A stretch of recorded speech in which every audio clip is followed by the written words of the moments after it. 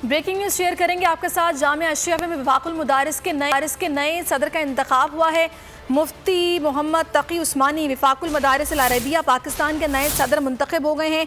इसी पर बात करते हैं अपने नुमाइंदे मोहम्मद जुनैद अहमद से। जुनैद, बताइएगा इनका नाम किसने पेश किया था?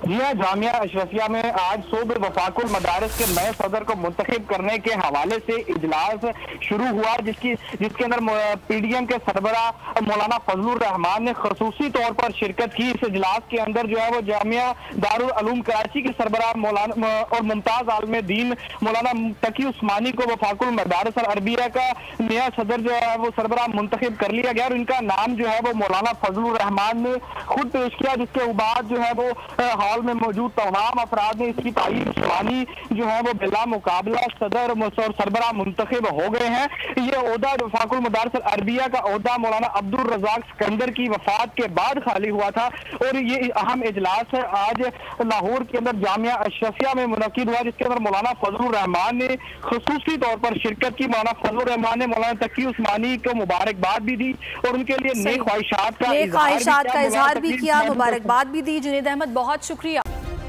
सब्सक्राइब करें और बेल दबाएं ताकि कोई खबर रह न जाए।